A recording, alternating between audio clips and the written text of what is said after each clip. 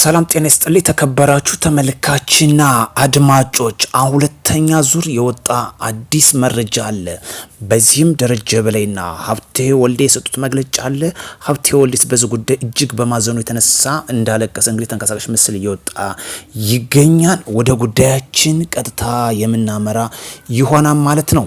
እንግዲህ ለሁለተኛ ጊዜ ነው አሁን እየወጣ የሚገኘው በተለይ በጎንደር ላይ እጅግ በሚገርም ሁኔታ ማለትም ራሱን እንግዲህ የጎንደር በጋሻው ክፍለ ጦር ቃኘው ብርጌድ ብሎ የሚጠራው ቃኘው ብርጌድ ጧት ላይ በሰራውት ቪዲዮ የጎቤ ክፍለ ጦር ዋና መሪ የነበረው ጌታ ላይ የሚባለው ጨምሮ ማለት ነው። የዚህ ደግሞ በጋሻው ክፍለ ጦር ብርጌድ አዛዥ ዋናው አብነት አለምነህ የሚመራ ቡድን በዛሬው መንግስት ሲያቀርቡት የሰላም ጥሪ ተቀብሎ ገብቷል ማለት ነው። ይህም በተመለከተ እንዳስሳለን። ስለና ሀብቴ ወልዴስ ምን የተሰማ ጉዳይ አለ? ደረጀ በላይስ ምን ያወጡት መግለጫ አለ? በዛሬው በጎንደር እንግዲህ ከፍተኛ የሆነ ጭር ያለበት ሁኔታ እየወጣ ይገኛል። በተለይ በነ ሀብቴ ወልዴና በነ ደረጀ በላይ ሀብቴ ወልዴ በተለይ አሁን ከፍተኛ እንትን ያለ ይመስላል። በተለይ ሶሻል ሚዲያዎችም እየተቀባበሉት ይገኛል። ነገር ግን እዚህ ጋር ልብ ብለን ማንሳት የሚያስፈልገው ከፍ ያለው ደሴና የደረጀ በላይ ሁለት ልጆችን ቅልጥም አድርጎ ሲበላ ያላስለቀሰውን አሁንስ ምን ሊያስለቅሰው ይችላል የሚለው ጉዳይ ማንሳታችን ትልቁ ዋነኛ ነጥባችን ሊሆን ይችላል። ምክንያቱም እናስተውሳለን በታላቅ ወዳሴ ምርቃን ስነ ስርዓት በታላቅ ደስታ እንግዲህ ጠቅላይ ሚኒስትር ዶክተር አብይ ባነቡት እንባ ያዞ እንባ ሲባል በእነዚህ ሰዎች ወደ ሰላም መምጣታቸው ያስለቀሰው ምንድን ነው?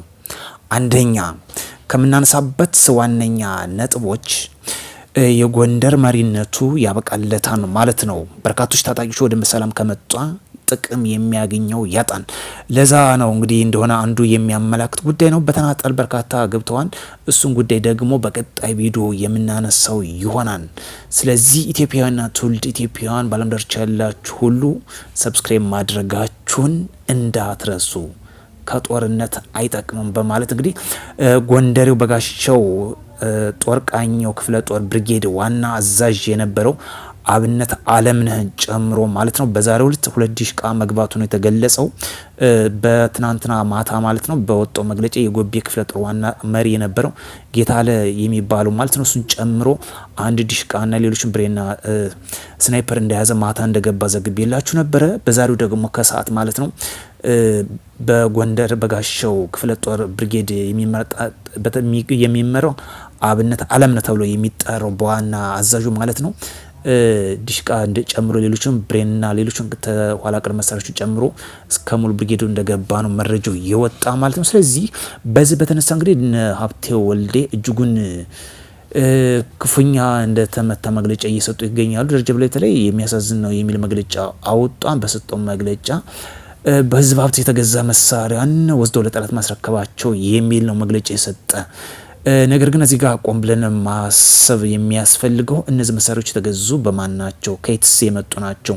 በርካቶች እንደምናስታውሰው ከግብጽና ከኤርትራ እንደመጡ ይታወቃል። እንዲሁም ደግሞ ከህዝብ ሀብት የተዘረፈ መሳሪያዎች ናቸው። በርካቶች እንደዛ ናቸው የታወቁ ነው።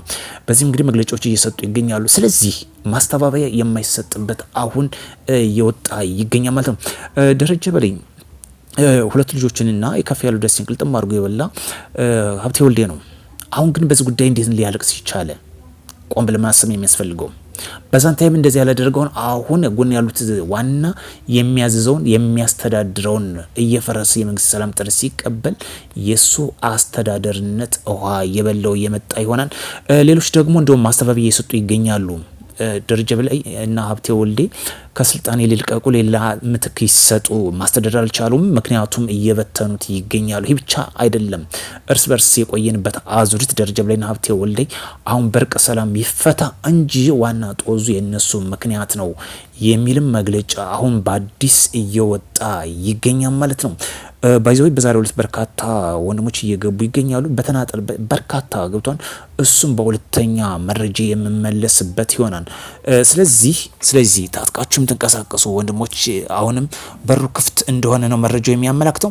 ስለዚህ ሙሉ መግለጫ እንግዲህ የራሱን የጎንደር በጋሻው ክፍለ ጦር ቃኘው ብርጌድ ብሎ የሚጠራው ታጣቂ ቡድን የነፍስ ወከፍ መሳሪያዎችን እንደታጠቀ መንግስት ያቀርበልን የሰላም ጥሪ ተቀብለው በማዕከላዊ ጎንደር ዞን ዙሪያ ወረዳ በሚገኘው በተለያዩ ቀበሌዎች ታጥቆ ሲንቀሳቀስ የነበረው የጎንደር በጋሻው ክፍለ ጦር ቃኘው ብርጌድ ክፍለ ጦሩን ምክትል አዛዥ የብርጌዱን መሪ የነበረውን አብነት አለምነን ጨምሮ 16 የቡድን አባሎች በመያዝ 1 ሽቃ፣ 1 ብሬን፣ 1 ፉል እና 8 ክላሽ መሳሪያዎች እስከነሙሉ ትጥቁ እንደታጠቀ ለመንግስት እጅ ሰጥቷል። የቡድኑ መሪ አቶ አብነት አለምነህ እንደተናገሩ የትጥቅ ትግልን እንደ ትግል ስልት መጠቀም ባለፉት 2 ዓመታት ያደረግነው እንቅስቃሴ ክልላችንና አካባቢያችን ለከፋ ሰላም መደፍረስና የጸጥታ ችግር የዳረገው መሆኑን በተግባር በማየታችን እና ከዚህ በኋላ በትጥቅ ትግል የሚመለስ የህዝብ ጥያቄ እንደሌለ በመገንዘባችን እኛም መንግስት ያቀርብልን ሰላም ጥሪ ተቀብለን ገብተና ሲል መግለጫውን ሰጧን ማለት ነው።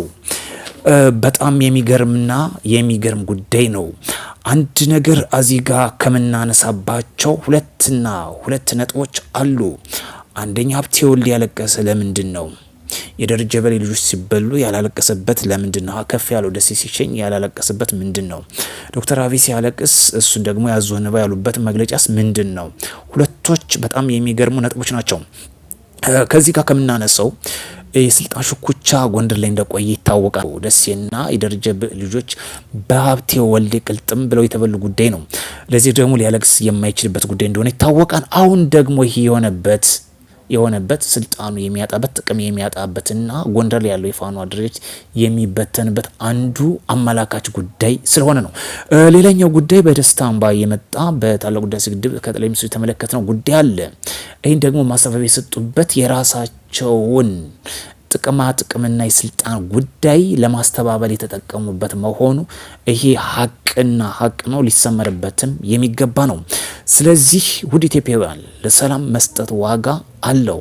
ለዛ ደግሞ የአሰብ ጉዳይና የባህር በር የሚባለው በተለያየ በሀሳብ ልዩነት ጫካ የገቡ ከተመለሱ በአንድ ጀንበር የማይመለስበት ጉዳይ አይኖርም። ይህ እንደ ዋነኛነት መሳሪያ እየተጠቀሙበት የሚገኙት የውስጣችን ችግር ነው።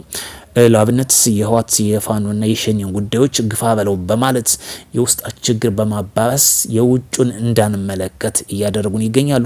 ይህ ጉዳይ ከተቋጨ ግን በአንድ ጀንበር ወደ አሰብና ወደ እንትን የምናቀናበት ጉዳይ ግልጽ ነው። እዚህ ጋር ከምንመለከተው ላስታውሳችሁ፣ ቱርክ ታላቅ የተባለውን ስምምነት ከኢራን ጋር ተፈራርማለች። ኤፍራጥስና ጤግሮስ የሚባሉ ወንዞች ታሪክ ጠገብ የሆኑ ወንዞች መነሻው ቱርክ ነው። የሚፈሱት ደግሞ በርካታ አገሮችን በማቋረጥ ወደ ኢራን ይፈሳል።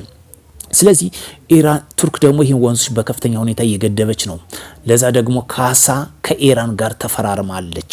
ኦነር የሆነችው ቱርክ ተጠቃሚ ሆናለች። ዛሬም እኛ ከአባይ ተጠቃሚ የማንሆንበት አንድም ነገር አይኖርም። የውስጣችን ችግር ከተፈታ ወደ አንድነት ከተሰባሰብን ግብጽ ለምና ተንበረካ የምትፈርምበትና ኢትዮጵያ ህዝቦቿ ተጠቃሚ የሚሆንበት ታላቁን ስምምነት እንደምንፈራረም እርግጠኛ ነኝ። ይህን ጊዜና ታሪክ እንደሚፈታው እሙን ጉዳይ ነው። ብቻ የውስጣችን ችግር ይፈታ፣ ወደ አንድነታችን አብሮነታችን እንሰባሰብ።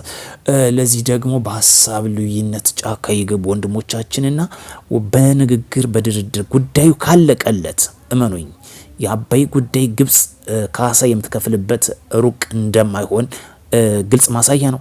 ለዛ ነው በብዙ ጊዜ በድርድር የማተስማማበት። በአባይ ጉዳይ እኮ ለመስማማት ዝግጁ ነች፣ ግን ሌሎች ፕሮጀክት እንዳይከናወኑ ብቻ እንጂ በዚህ ጉዳይ ፈርማለሁ ነው ያለች። መንግስት ደግሞ ይህን አላደረገም። ምክንያቱም ብዙ መሰረተ ልማቶች በአባይ ዙሪያ የተነደፉ ገና 3 ፕሮጀክቶች አሉ ወደ ልማትና ወደ ግንባታ ያልተገቡ። ስለዚህ በርካታ ማለት ነው የሚፈስባቸውና በርካታ ተጠቃሚ የሆኑባቸው ፕሮጀክት ስላሉ ነው የውስጣችን ችግር ለአንዴና ለመጨረሻ ጊዜ የሚቋጭበት ሰዓት ይድረስ። በአዲስ መረጃ እስክንገናኝ መልካም ምሽት ይሆንላችሁ።